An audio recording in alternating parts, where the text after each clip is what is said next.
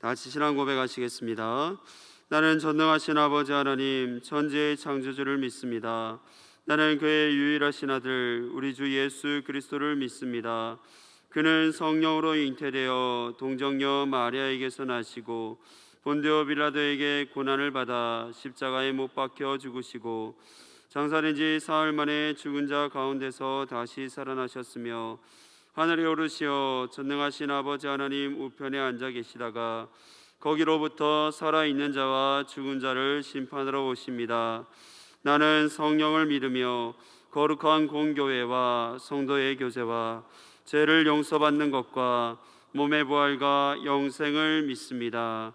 아멘. 오늘 선포되어질 하나님의 말씀은 골로새서 1장 13절에서 23절까지입니다. 골로새서 1장 13절에서 23절 말씀까지입니다. 신약성경 324쪽에 있습니다. 골로새서 1장 13절에서 23절의 말씀을 제가 한 절, 여러분이 한 절 교독하도록 하겠습니다. 그가 우리를 흑암의 권세에서 건져내사 그의 사랑의 아들의 나라로 옮기셨으니 그 아들 안에서 우리가 속량 곧 제사함을 얻었도다. 그는 보이지 아니하는 하나님의 형상이요 모든 피조물보다 먼저 나신 이시니 만물이 그에게서 창조되되 하늘과 땅에서 보이는 것들과 보이지 않는 것들과 혹은 왕권들이나 주권들이나 통치자들이나 권세들이나 만물이 다 그로 말미암고 그를 위하여 창조되었고 또한 그가 만물보다 먼저 계시고 만물이 그 안에 함께 섰느니라. 그의 몸인 그의 머리시라. 그라 근본이시요 죽은 자들 가운데서 먼저 나신 이시니 이는 친히 만물의 으뜸이 되려 하심이요 아버지께서는 모든 충만으로 예수 안에 거하게 하시고 그의 십자가의 피로 화평을 이루사 만물 곧 땅에 있는 것들이나 하늘에 있는 것들이 그로 말미암아 자기와 화목하게 되기를 기뻐하심이라. 전에 악한 행실로 멀리 떠나 마음으로 원수가 되었던 너희를 이제는 그의 육체의 죽음으로 말미암아 화목하게 하사 너희를 거룩하고 흠없고 책망할 것이 없는 자로 그 앞에 세우고자 하셨으니 같이요 만일 너희가 믿음이 거하고 터 위에 굳게 서서 너희 들은 바 복음의 소망에서 흔들리지 아니하면 그리하리라. 이 복음은 천하 만민에게 전파된 바요 나 바울은 이 복음의 일꾼이 되었노라.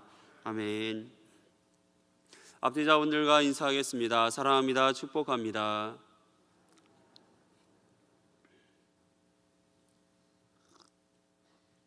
오늘 너희를 위한 예수 그리스도라는 말씀의 제목으로 함께 은혜를 나누고자 합니다. 바울은 골로새 교회에 대해 이야기를 듣는 순간부터 기도합니다. 바울의 기도는 과거의 한 번의 경험으로 끝나는 것이 아니라 현재의 기도로 또 미래의 기도로 이어지게 됩니다.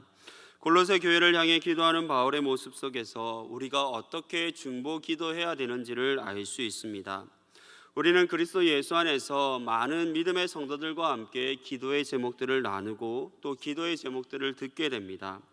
한두 번 기도하는 경우는 많지만 그 기도가 끝까지 응답되기까지 기도하는 경우는 많지 않습니다.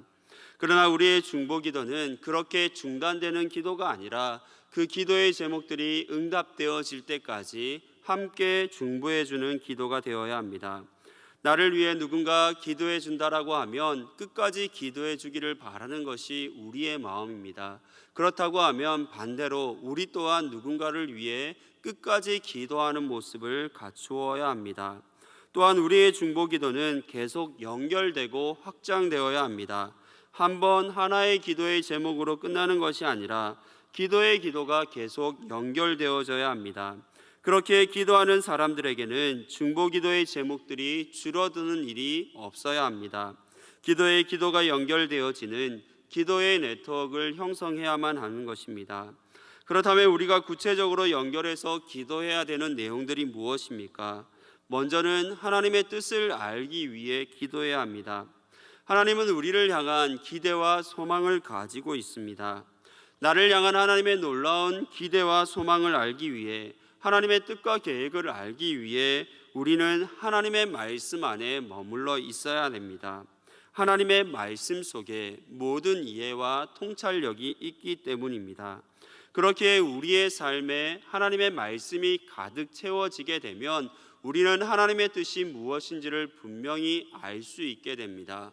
그렇게 우리가 중보기도할 때 많은 믿음의 성도들이 말씀 안에 채워져 있기를, 말씀 속에 살아갈 수 있기를 기도해야 합니다. 다음으로 범사에 하나님을 기쁘시게 하는 삶을 위해 우리는 기도해야 합니다. 하나님께서 기대하시는 바를 아는 사람만이 그 기대하는 대로 올바른 삶을 살아갈 수 있습니다. 하나님께서 기뻐하시는 구체적인 삶의 모습은 모든 선한 일에 열매를 맺는 모습, 하나님을 아는 지식이 자라는 것, 끝까지 참고 견디는 모습, 하나님 아버지께 감사로 드리는 삶의 모습입니다. 우리는 믿음의 가족들이 하나님의 뜻을 분명히 알고 하나님을 기쁘시게 하는 삶을 살아갈 수 있도록 함께 중보해야 될 줄 믿습니다. 우리가 믿음의 가족이 될 수 있는 것은 예수 그리스도 때문입니다. 우리가 믿고 우리로 하여금 하나 될 수 있도록 하시는 예수님은 어떤 분이십니까? 오늘 말씀을 통해서 예수님이 어떤 분이신지를 다시 한번 알기 원합니다. 13절과 14절의 말씀을 읽겠습니다. 그가 우리를 흑암의 권세에서 건져내사 그의 사랑의 아들의 나라로 옮기셨으니 그 아들 안에서 우리가 속량 곧 제사함을 얻었도다. 아멘. 먼저 우리를 죄로부터 건지시는 분이십니다. 바울은 예수님이 우리에게 행하신 일을 먼저 흑암의 권세에서 건져내어 그의 사랑의 아들의 나라로 옮기셨다라고 고백합니다.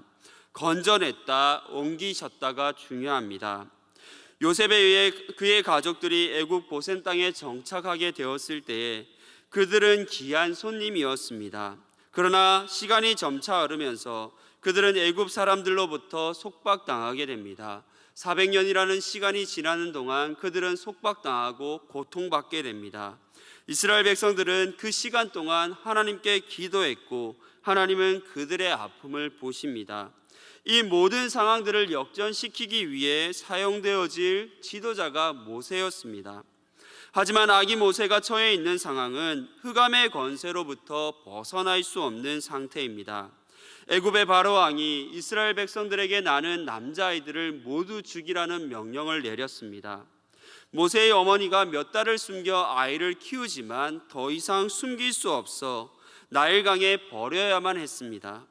자신들의 힘으로는, 자신들의 방법으로는 이 모든 상황을 벗어나 보려고 하지만 벗어날 수 없는 것이 그들이 처해 있는 어둠의 상태였습니다. 그런데 하나님께서 그들의 모든 상태를 피해서 건져내십니다. 모세의 이름 또한 건져냄이라는 뜻을 가지고 있습니다. 벗어날 수 없는 현실, 그렇게 죽음을 받아들이는 것이 당연한 상황 가운데 하나님께서 애굽 공주의 손을 빌어 모세를 건져내십니다. 그리고 진짜 어머니의 품에서 자라날 수 있도록 그 삶의 자리를 옮겨주십니다. 소망을 찾아볼 수 없는 삶에서 소망의 삶으로 옮겨가게 됩니다. 그리고 건져내시고 옮기시는 사건을 이미 경험한 모세를 통해 다시 이스라엘 백성들에게도 적용시키십니다. 하나님께서는 모세를 통해 애굽에서 종으로 살아가던 이스라엘 백성들을 건져내십니다. 그들의 삶을 이끌어 가나안 땅으로 옮겨가십니다. 건져내고 옮기신다는 것은 전혀 다른 장소, 전혀 다른 삶을 살게 하신다는 것을 의미합니다. 우리의 삶은 죄로 물들어 있던 어둠의 삶이었습니다. 우리가 어둠인지도 모르는 삶을 살아왔습니다.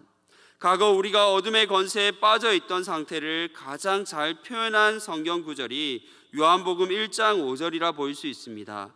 요한복음 1장 5절에 보면 빛이 어둠에 비치되 어둠이 깨닫지 못하더라라고 말씀합니다. 빛이 우리 가운데 비치고 있었음에도 그 빛을 인지하지 못했고 여전히 내가 어둠 가운데 머물러 있었다라는 것입니다. 내가 어둠인지조차도 그것을 분간하지 못하고 살아왔던 것이 우리의 현실입니다.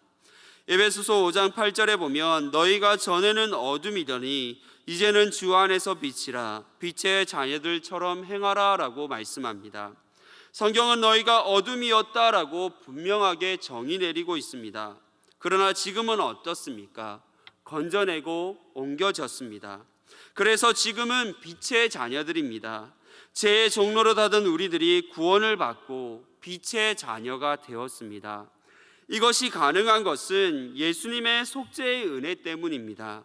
우리가 벗어나려고 씻어내려고 해도 벗어날 수 없었고 씻어낼 수 없었던 죄의 문제를 예수님께서 십자가를 지심으로 그리고 십자가의 죽으심으로 모두 해결해 주셨습니다. 속박되어 있던 이스라엘 백성들을 건져 가나안 땅으로 옮기시고 자유인으로 살게 하셨습니다. 죄의 굴레에서 벗어날 수 없는 나를 예수님이 죄의 십자가를 담당하심으로 죄로부터 자유롭게 해주셨습니다. 예수님께서 모든 사람을 위해 행하신 놀라운 은혜의 역사이지만 이것을 믿는 이들에게만 이것이 적용됩니다. 오늘 우리의 삶에 예수님이 행하신 모든 일들이 다시 한번 경험되어지기를 바랍니다. 예수님의 십자가의 사건은 역사적으로 한 번 일어난 일이지만 그 은혜는 우리가 날마다 경험해야 되는 것입니다. 그 은혜의 사건이 오늘도 우리에게 경험되어지기를 원합니다. 예수님께서 나의 삶에 베풀어 주신 은혜의 기억들이 점점 희미해지고 있는 것은 아닌지 우리 자신의 신앙을 돌아볼 수 있기를 바랍니다. 희미해져 점점 멀어지는 것이 아니라 희미해져 예수님과 점점 더 거리를 두는 것이 아니라 다시금 믿음 안에서 일어서는 우리 모두가 될 수 있기를 간절히 소망합니다. 15절에서 17절의 말씀을 함께 보겠습니다.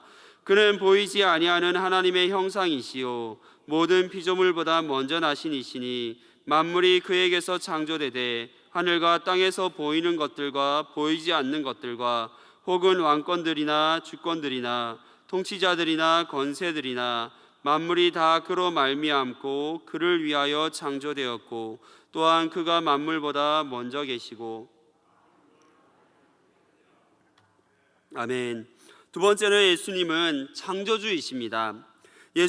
바울은 예수님에 대해 하나님의 형상이다라고 말씀하고 있습니다. 형상이라는 말은 당시 동전이나 초상화 조각 등에 새겨진 비슷한 모습을 나타내는 단어입니다. 그러나 이 단어에는 비슷하다라는 뜻보다는 원본과 동일하다라는 뜻을 포함하고 있습니다. 오늘날에는 나와 똑같은 모습을 사진을 통해서 아니면 영상이라는 그 매체를 통해서도 볼 수 있습니다. 하지만 과거에는 그려지거나 새겨진 모습을 통해서만 가장 원본에 가까운 모습들을 볼 수 있었습니다. 그리고 당시 사람들은 이러한 것들을 바라보며 비슷하다라고 말하지 않고 동일하다라는 표현을 사용합니다.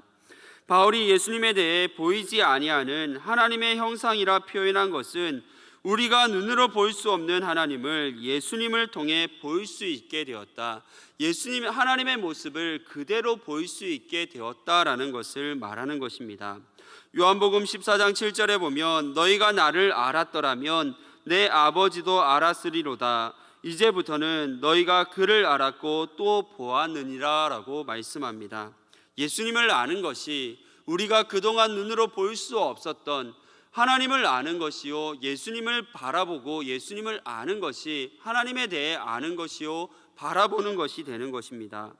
더 중요한 사실은 누군가에 의해 비슷하게 만들어지신 분이 아니라 처음부터 하나님과 함께 하신, 처음부터 이 땅에 존재하셨던 창조주라는 것입니다.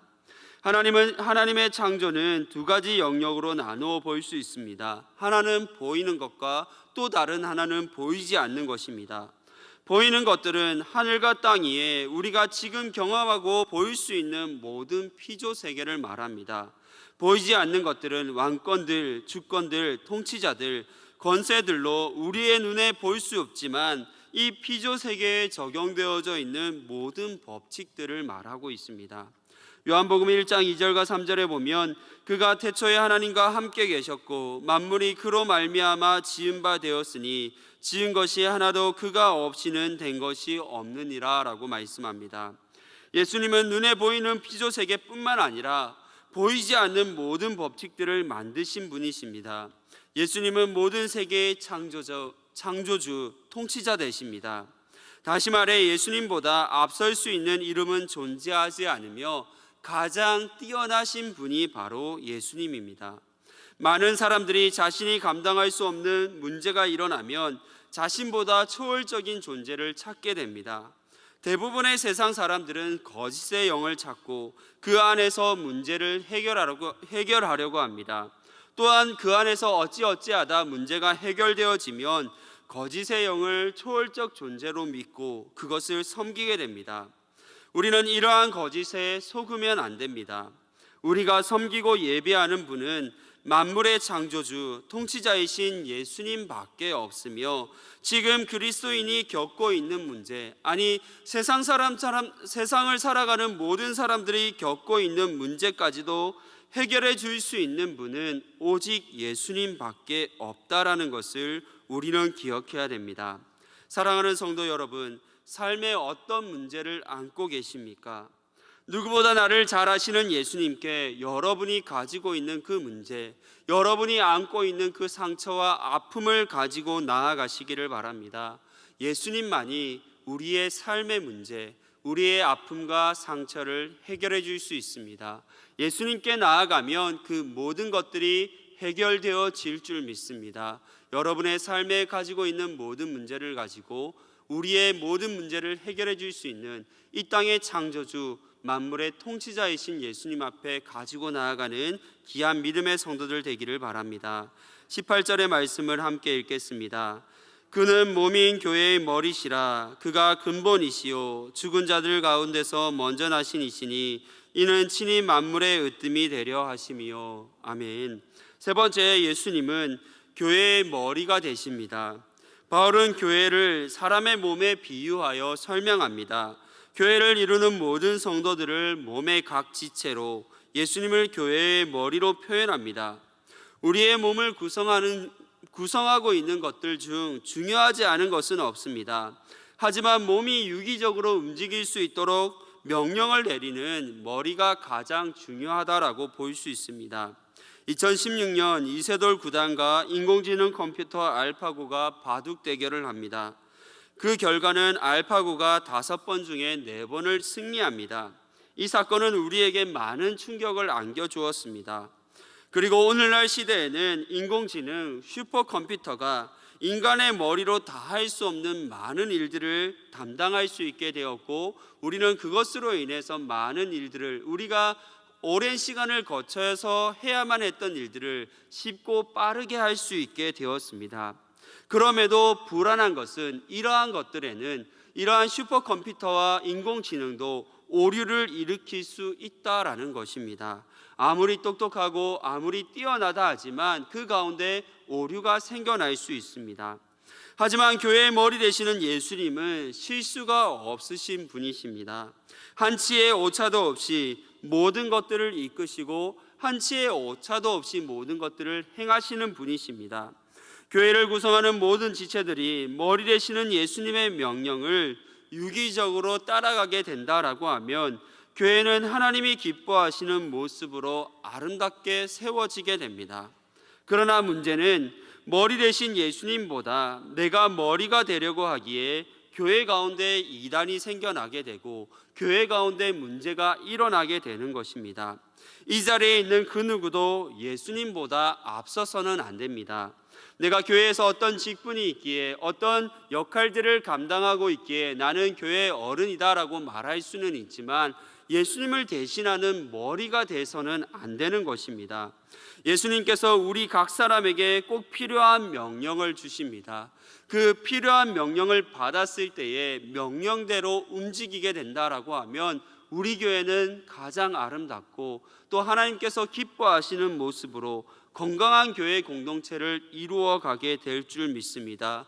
교회의 머리 되시는 예수님을 늘 기억하며 살아갈 수 있는 우리가 되기를 바랍니다. 21절과 22절의 말씀을 보겠습니다. 전에 악한 행실로 멀리 떠나 마음으로 원수가 되었던 너희들을 이제는 그의 육체의 죽음으로 말미암아 화목하게 하사 너희를 거룩하고 흠없고 책망할 것이 없는 자로 그 앞에 세우고자 하셨으니 아멘. 마지막으로 예수님은 하나님과 화목하게 하십니다. 아담의 범죄 이후 이 땅을 살아가는 모든 인간들은 하나님과 가까워지려고 해도 가까워질 수 없었고 오히려 더 멀어지는 존재였습니다. 바울은 이것을 가르쳐 원수되었다라고 표현하고 있습니다. 또한 바울은 마음과 행실 두 가지 측면에서 원수가 되었다라고 말씀합니다. 우리의 마음이 하나님을 싫어하고 우리의 생각이 하나님과 반대되는 것을 향해서 날마다 나아갔다라고 말합니다.